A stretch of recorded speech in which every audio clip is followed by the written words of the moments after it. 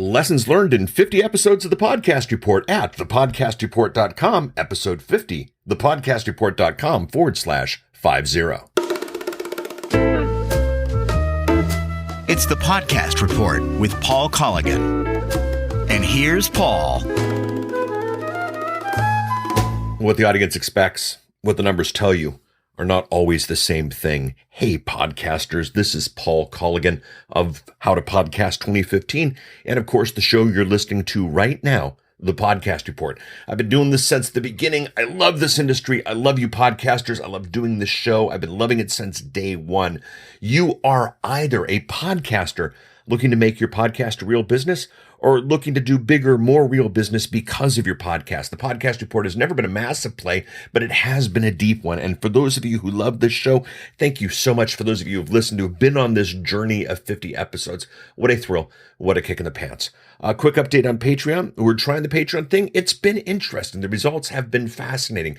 Thank you for those of you who've joined. For those of you who haven't yet, you can visit patreon.com/Paul Colligan. Or of course, we have links in today's show notes, thepodcastreport.com/50. I'll probably keep it going past Podcast Movement 2015. Would love to have you inside. I have been hinting to a big announcement, was hinting that it might come out at episode 50. Well, I'll tell you right now, it's not coming out at this episode. So if you were listening to hear the big announcement, you might have to wait an episode or two. But this is episode 50. This is a cause for celebration, and I want to share with what I've learned. And of course, to share what I've learned, I want to share with you what I was trying to do, and maybe we can all learn from it. So why did I launch the Podcast Report? Well, I launched it for a number of reasons. I've been in the podcasting space, podcasting since the beginning. I took a bit of a, some would call it a break, some would call it a vacation, whatever, from doing my own show because I was doing the executive producing of a bunch of other shows. I've been in the game the entire time, don't worry. But the voice had to come back. My thoughts needed to be shared. And as podcasting just got easier and easier to consume, the show made sense. So I did it for three reasons. I did it for credibility. When you get introduced on stage, being introduced as the executive producer of X doesn't just do well. And the fact of the matter, one of the main reasons to do a podcast is because of the credibility that comes with it. And of course, the credibility that comes with things like more than 50 episodes and that kind of stuff is there. I also did a test. I've been testing a number of things this show. Some of them I've shared with you. Some of them I haven't. Some I'll share with you the results in the future, but it's been phenomenal to get the test. The results have been interesting. And then finally I did just because I love podcasting. Getting in front of the mic is just a blast. And knowing that podcasters everywhere have me plugged in on their run or in the car or, on the way to work or whatever it is. It's just been a blast. So we're 50 episodes in, and gosh darn it, I want to share with you what I've learned. And maybe you can take away some element of what I've learned and do better with it. So the first one, this one is tale as old as time, but I wanted to do the Podcast Report because I wanted to do a report on podcasting. And at the time I chose this show, there was a show called Podcast Report. My buddy Cliff Ravenscraft was doing it. It was in association with NMX. At the time, the show was a couple of years old with no new episodes. The future of NMX was questionable. And I just kind of assumed it was going to die off. So grabbing the Podcast Report when Podcast Report was no longer an entity was just, a domain trick. One of the domain tricks they teach you to do. But here's the problem. Podcast Report never died. NMX came back. And most unfortunately, the way iTunes SEO works is you got to have the word "the" in there if "the's" in your title. So people go to iTunes and type in Podcast Report, don't get my show, which is ridiculous. Now they find it. They can type in me and that kind of thing. But oh my goodness, that was a mistake. Please learn from that one. Never put the word "the" in your title. It just doesn't work with iTunes. So learn from that one. Number two, and I've kind of hinted to this, and this might give you a sneak preview of maybe where I'm going here, but I'm beginning to realize just fundamentally that doing a show weekly, having to plan a time every week to record your show, at least with the way my mind works and with the way my schedule works, doesn't always produce the best content. You get into the week and like, oh man, I got to record the show. That doesn't do it especially if you're not doing a news cycle show. If you're doing something more like what I'm doing here, the chunking thing that I spoke to last episode might be something that you want to consider. I'm certainly not going to be producing weekly. Now, publishing weekly is an entirely different story, but producing weekly is something I think I'm going to be pulling myself out of pretty quickly because just gosh darn it, it doesn't produce the best content.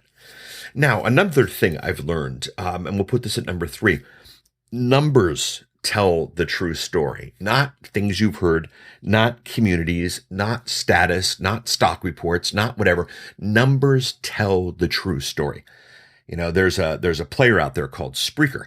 And Rob, if you're listening to this episode, congrats on the new gig. And, Spreaker, many podcasters kind of poo-poo it, kind of toss it away. But, last week's episode, I had more listens at Spreaker than I had at Stitcher. Stitcher is the company, tied into all the cars. Stitcher's the company with all this future. Stitcher. And lo and behold, Spreaker was sending me more listens. And the funny thing is, yes, they're tied into iHeartRadio, but that was a small part of it. A good chunk of people, just the straight Stitcher numbers were better than, just the straight Spreaker numbers were better than Stitcher. And I don't want this to be an issue of Spreaker versus Stitcher versus TuneIn versus whatever. But the fact of the matter is the numbers tell the story. And if you as a podcaster are not looking at the numbers, man, don't do that to yourself. I was at a meeting with one of my clients and we were chatting about numbers and he said, how come I haven't heard these numbers before. And the fact of the matter was the reason he hadn't heard these numbers before was his show was originally on a podcast host that, although a very large marketing budget, had not spent any of their budget on analytics or that type of thing. And I simply had to tell him, look, you didn't have the numbers before to look at. And his response was, well, why in the world did we do that? And the funny thing is a lot of podcasters are doing that. We're not looking at the numbers, and the numbers tell the true story. And look at the numbers, figure out the true story, go from there. And some audience expectations are bigger than the numbers, and we'll chat about that. Well, no, let's chat about that right now. I did an episode a while back on why the podcast is more important than the website, and it's still true. For every 60, 70 people who download the show, only one of them download an episode, only one of them goes to the podcast.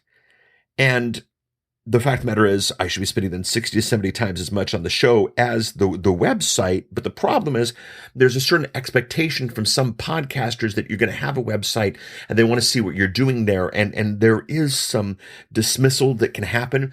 So even though the numbers aren't there, you want to realize that expectations sometimes are just bigger than numbers. And so have that fine line, know the numbers, know the specifics, know where you need to focus your time, but at the same time, know the expectations of your audience and what to do with that. And that's a fine balance that I think all podcasters will probably be playing with for the rest of their lives.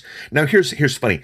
I'm looking at the stats, looking at the numbers. My prediction show and the episode I did with Ed Rush on buying an audience were the two biggest episodes by far for the show. Now, the prediction show, that could be partially blamed isn't the right word. That could be partially associated with the fact that I took a couple of weeks off after the prediction show. And so it had a longer time to listen. But even if you look over time, even if you take that out, the prediction show was still there. And then the one on buying an audience, number 2 very, very easily. And it's interesting because, I've realized in comparing the shows that did well versus the shows that didn't do well, which is again, part of understanding the numbers. I've realized that my audience, you guys, the podcasters, you are extremely forward thinking, which I love.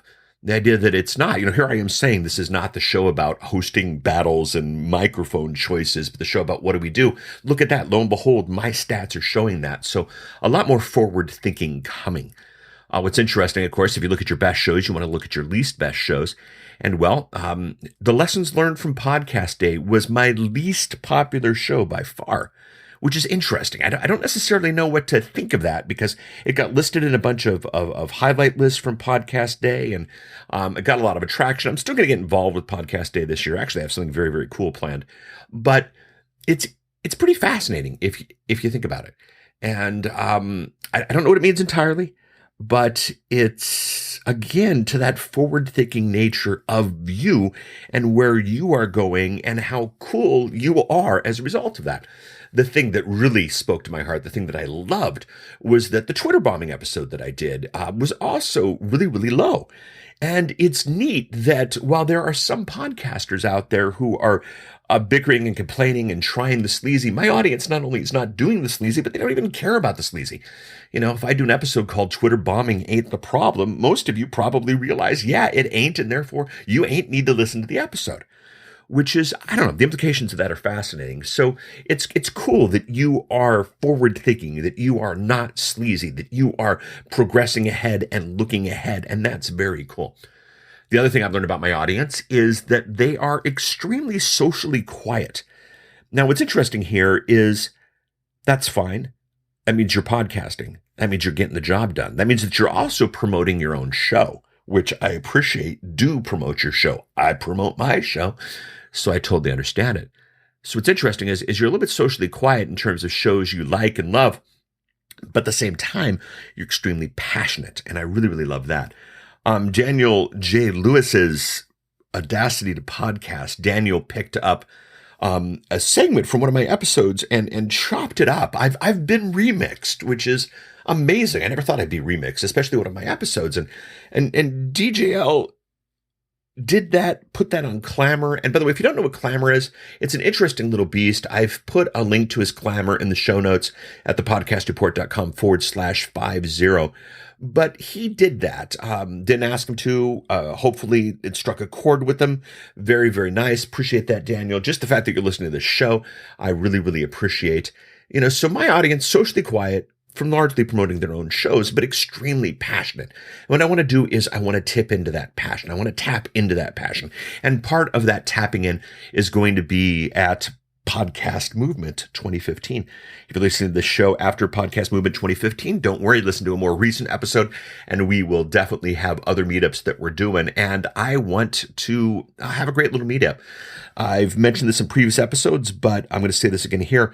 We're going to quantify the meetup a little bit because I want to do some very specific things with it. So if you want to come to the meetup, I'm asking you to put in $5. You only have to do it once, but put in $5 at Patreon and join at the $5 level. And we're going to quantify it a little bit. And don't worry, the money will be made back in what we're doing with the meetup and should have a good time. The link to Patreon, no, not should. We will have a good time. The link to Patreon is at the show notes, thepodcastreport.com/50 or at patreon.com/Paul Colligan.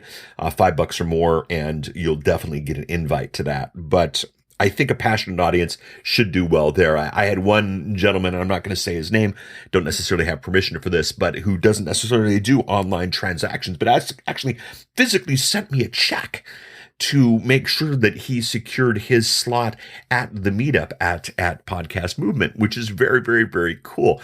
And you are in, my friend. You know who you are. I'm not going to cash your check. We haven't figured out the online side of this yet, although we'll have some answers to that soon, but that's a whole nother story. But very, very cool. So audience, socially quiet, but extremely passionate. Your audience might be socially quiet, but extremely passionate.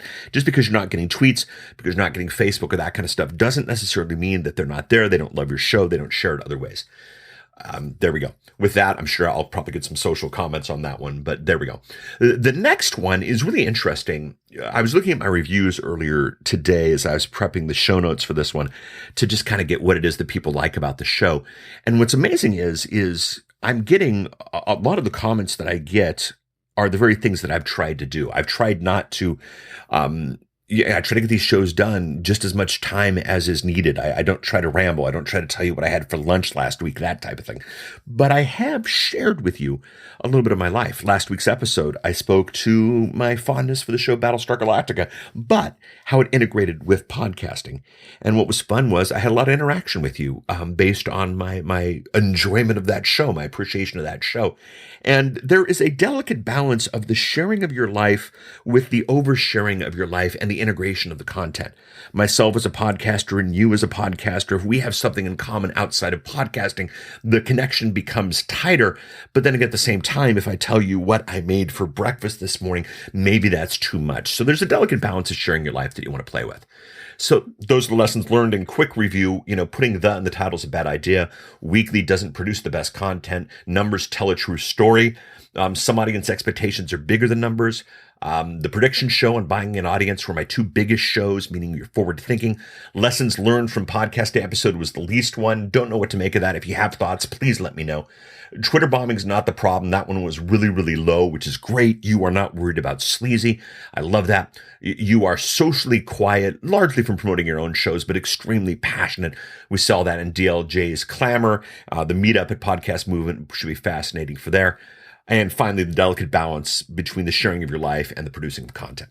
So where am I going with this? What happens after episode 50? I got a couple of surprises. They will be slowly linked out between now and the Podcast Movement event.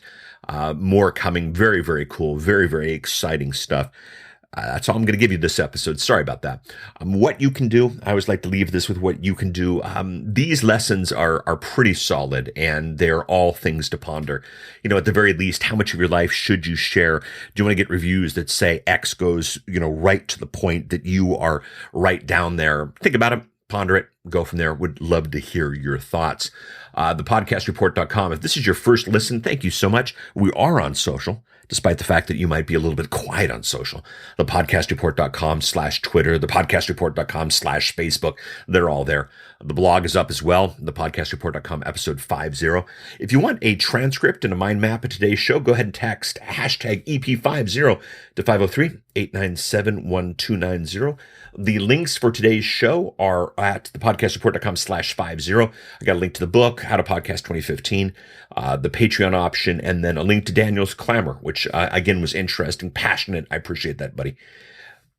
If you have listened to this because you went to the website or you clicked somewhere and clicked play, the real power of podcasting is, of course, subscription or following and getting the content pushed to you as it comes out.